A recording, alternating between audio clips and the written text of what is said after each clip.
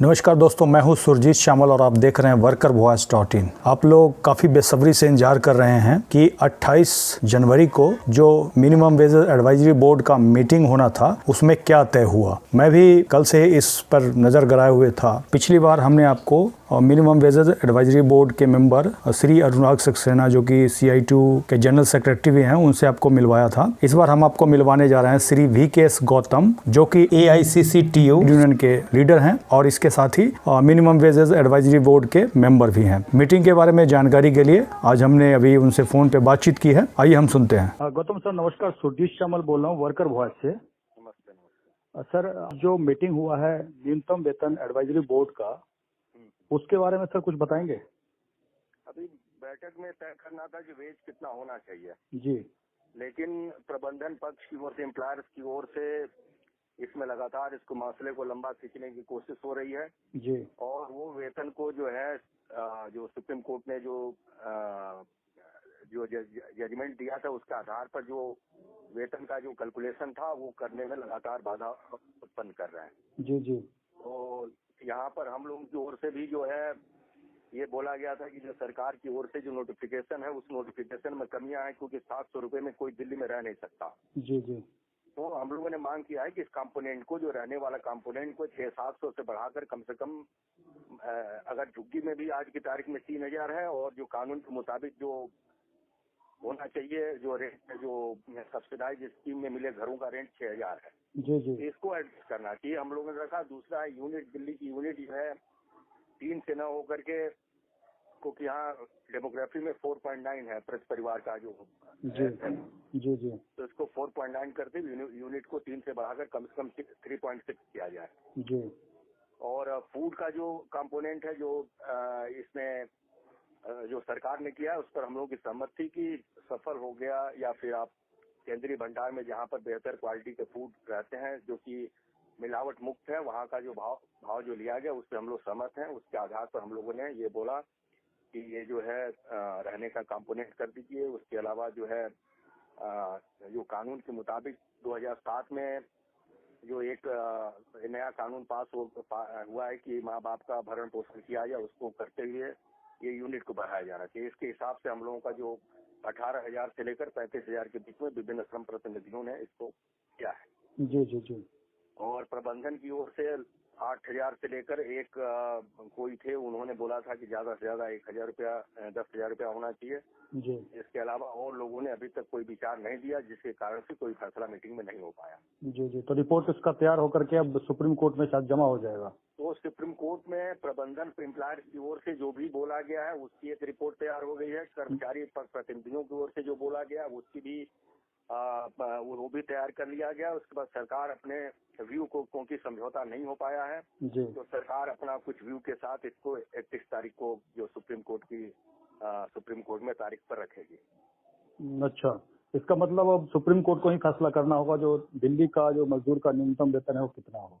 नहीं, इसमें तो इसके लिए इसकी अगली बैठक 8 तारीख को है। जी, इसमें सुप्रीम कोर्ट हम लोगों के फैसले को वो देख सकता है कि फैसला गलत है या सही है। जी, जी, सुप्रीम कोर्ट अपने से फैसला नहीं देगा। ये यहाँ पर जब जो भी आए, माने बहुत होगा तो बहुमत से इसको पास किया जाएगा।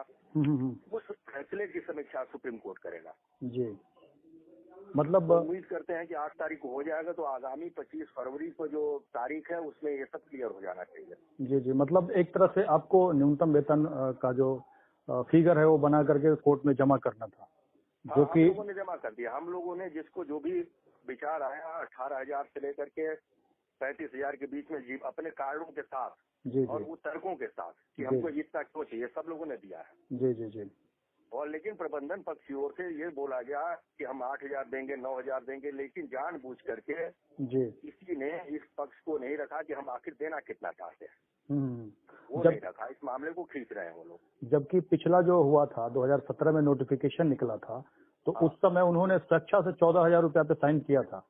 हाँ, किया था, उन्होंने किया था। और उसको उस कोर्ट ने भी बोला है कि आप पेएबिलिटी का इश्यू नहीं है, जी, जो भी न्यूनतम मजदूरी का जो ये बोर्ड जो भी पारित करेगा उसको आप देने के लिए आप प्रतिबद्ध हैं। इस जी, आधार पर कि अन्य राज्यों में कम है, तो इस आधार पर आपके ऊपर चर्चा नहीं हो पाई। हालांकि हम लोगों ने सुझाव दिया कि दिल्ली में अगर अब कास्ट के हिसाब से जजमेंट होता है। अगर तो अन्य राज्य जो कम दे रहे हैं उनको भी आगे बढ़ करके कानून को मानना चाहिए। गैर कानूनी तरीके से आर्बिट्री जो डिसीजन लेते हैं कि हमारे पास 8,000 होगा, 6,000 होगा, 5,000 होगा, इसकी जगह पर कोर्ट ने जो प्रतिमान तय किए हुए हैं उसके आधार पर ये निर्णय होना चाहिए। तो हम लोगों ने सुझाव दिया, प्रबंधन पक्ष को भी सुझाव दिया कि आप भी ये काम अपील करिए अन्य राज्यों से कि भाई कि अन्य राज्यों में भी ये तरीके से हो जिससे एक पैरिटी बने रहे। दिल्ली में 14,000 है तो अन्य राज्यों में भी 14,000 हो। जी जी। तो जैसा कि हमारे जानकारी के हिसाब से जो सुप्रीम कोर्ट का 31 अक्टूबर का भी आया था फैसला, उसके बाद 3 महीने के लिए समय दिया गया था दिल्ली सरकार को, ठीक है। तो जो 3 महीना है वो बीतने जा रहा है, तो अगला जो मतलब फरवरी का जो वेतन होगा वो उसी के हिसाब से मिलेगा या फिर कुछ?